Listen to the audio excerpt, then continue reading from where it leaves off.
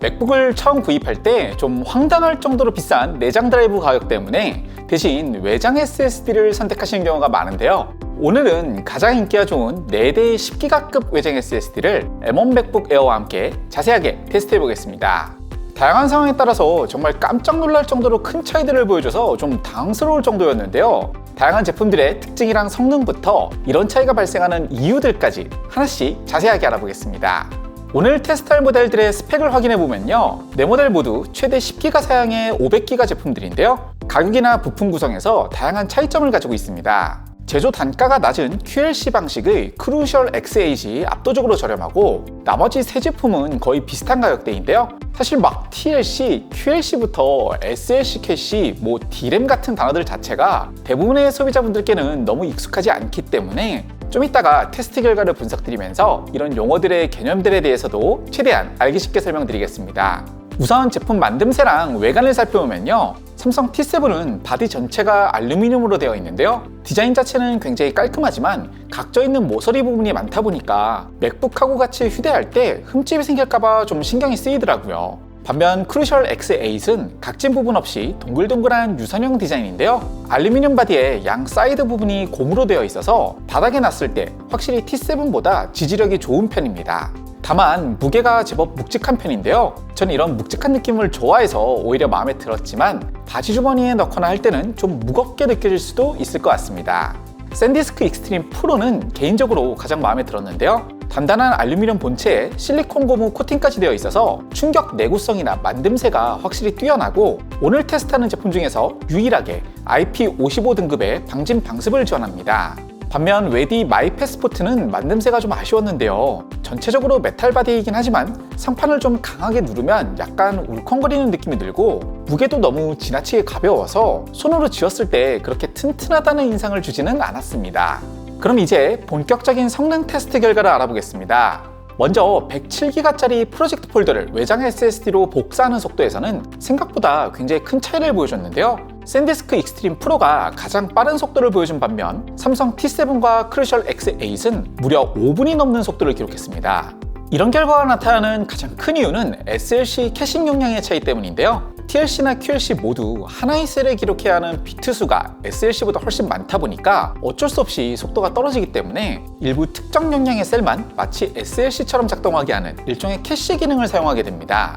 많은 SSD들이 사실 이 캐시 범위 안에서만 제대로 된 속도를 낼 수 있고 이 범위를 벗어나면 속도가 저하되는 경우가 많은데요, 특히 크루셜 X8은 셀당 가장 많은 비트를 기록하는 QLC 방식이다 보니까 90기가의 넉넉한 캐시에도 불구하고 이 캐시 구간 이후에는 일반적인 하드 드라이브보다도 훨씬 속도가 떨어지면서 마지막 15기가 남짓한 데이터 전송에 무려 3분 가까운 시간이 걸렸고요. 삼성 T7은 TLC 방식으로 QLC 방식의 크루셜 X8보다는 속도 저하폭이 크진 않았지만 캐시 용량이 상대적으로 작은 20기가밖에 되지 않고 캐시 이후의 속도 저하폭도 같은 TLC 방식을 사용하는 마이 패스포트보다는 훨씬 큰 편이다 보니까 결과적으로 오늘 테스트한 모델 중 가장 느린 속도를 기록했습니다.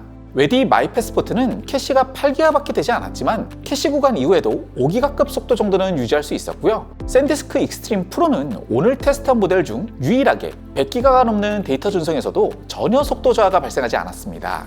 샌디스크는 심지어 캐시를 사용하지 않고도 내장되어 있는 TLC 드라이브 속도만으로도 진정한 10기가급 성능을 보여줬는데요, 사실 소비자 입장에서는 10기가급 SSD를 구입했으면 당연히 그에 걸맞는 속도를 기대하기 마련인데 샌디스크를 제외한 대부분의 제품들이 일정 구간 이상에서 속도가 크게 떨어지는 점은 상당히 아쉽게 생각됩니다. 참고로 같은 모델이라 하더라도 SSD 용량에 따라서도 캐시 사이즈가 달라지는데요, 1테라나 2테라 모델에서는 최소한 500기가와 같거나 혹은 2~3배 이상 더 큰 캐시가 탑재되기 때문에 대용량 파일 전송에 훨씬 유리합니다. 예를 들어서 저희가 사용 중인 삼성 T7 2테라 모델로 같은 테스트를 진행했을 때는 상당히 좋은 속도를 기록했는데요, 2테라 모델은 약 80기가 캐시를 탑재하고 있기 때문에 같은 T7임에도 불구하고 20기가 캐시의 500기가 모델보다는 훨씬 빠른 속도를 보여줬습니다. 이보다는 다소 작은 47기가짜리 영상 파일 하나를 외장 SSD로 카피하는 속도에서는 역시 마찬가지로 샌디스크 익스트림 프로가 가장 빠른 속도를 기록했는데요, 넉넉한 캐시를 가지고 있는 크루셜 X8도 훌륭한 성능을 보여줬습니다. 이번에도 삼성 T7이 가장 느린 속도를 기록했는데요. 20기가 캐시 구간 이후의 속도자 폭이 TLC 방식에서 기대하기에는 좀 큰 편이다 보니까 8기가 캐시의 마이패스포트보다도 더 느린 속도를 기록했습니다.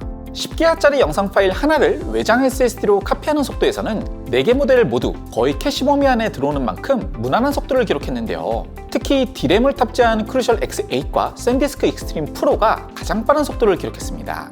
D램은 앞서 언급드린 SLC 캐시와 혼돈되기 쉬운데요. D램에는 직접적으로 데이터가 기록되지는 않고 대신 여러 데이터들이 정확하게 어떤 셀에 기록되어 있는지를 알려주는 일종의 지도 정보가 기록됩니다. 이런 지도 정보가 고속 D램에 기록되어 있으면 당연히 SSD 성능도 향상되는데요. 문제는 D램을 장착하면 그만큼 원가가 올라가기 때문에 성능에서 약간 절충을 보더라도 제조 비용을 줄이기 위해서 D램 대신 저장용 낸드 메모리 일부에 지도 정보를 저장하는 D램 리스 방식도 사용됩니다. 샌디스크 익스트림 프로와 크루셜 X8에는 D램이 장착되어 있고 삼성 T7과 웨디 마이패스포트는 D램 리스 방식인데요. T7과 마이패스포트는 너무 작은 캐시 용량도 그렇고 확실히 이런 좀 눈에 보이지 않는 구성에서 아쉬움이 많이 남습니다. 300장의 사진으로 이루어진 이미지 폴더를 SSD로 카피하는 속도에서도 샌디스크 익스트림 프로가 가장 빠른 속도를 기록했는데요. 결국 4가지 상황에 대한 쓰기 속도에서는 샌디스크 익스트림 프로가 모두 가장 우수한 성능을 보여줬고 삼성 T7이 가장 떨어지는 성능을 기록했습니다. SLC 캐싱이나 D램은 주로 쓰기 성능에 영향을 많이 미치는 만큼 읽기 속도에서는 4모델 사이에서 그렇게 큰 차이를 보여주지는 않았는데요. 47기가 영상 파일을 맥북으로 카피하는 속도에서는 크루셜 X8이 가장 빠른 속도를 보여주면서 샌디스크와 마이패스포트가 약간 아쉬운 속도를 기록했고 10기가 영상 파일을 맥북으로 카피하는 속도에서도 크루셜 X8이 가장 빠른 속도를 기록하면서 샌디스크 익스트림 프로가 상대적으로 느린 속도를 보여줬습니다.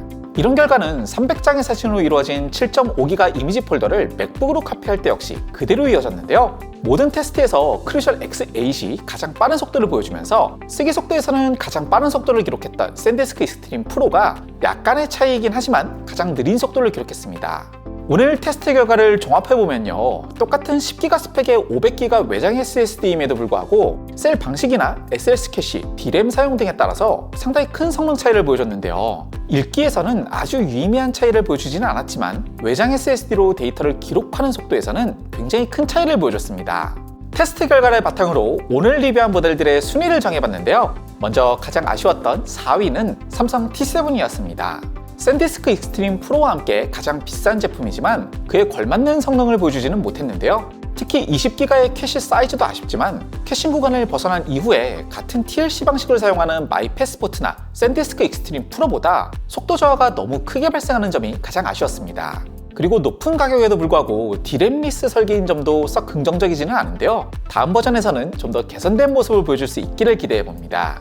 3위는 웨스턴 디지털 뉴 마이패스포트인데요. 만듦새에서 아쉬움이 많았고 SLC 캐싱 구간도 너무 부족하지만 캐싱 이후에도 같은 TLC 방식의 T7이나 QLC 방식의 크루셜 X8보다는 훨씬 안정적인 속도를 보여줬습니다.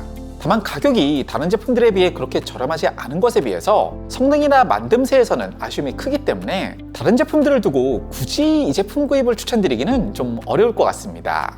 그 다음 2위는 크루셜 X8인데요. QLC 방식이다 보니까 일단 캐시 용량이 소진되면 캐시가 복구될 때까지 몇 분 동안 사용이 불가능하지만 캐시 사이즈 자체가 워낙 넉넉하다 보니까 저희같이 주기적으로 대용량 영상 프로젝트를 카피해서 사용할 게 아니라면 웬만한 일상 용도에서는 거의 무리가 없을 것 같고요. 무엇보다 다른 모델에 비해 가격이 거의 절반 수준임에도 불구하고 DDR4 D램과 넉넉한 SLC 캐싱 그리고 가장 빠른 읽기 속도를 기록한 점에서 높은 점수를 주고 싶습니다.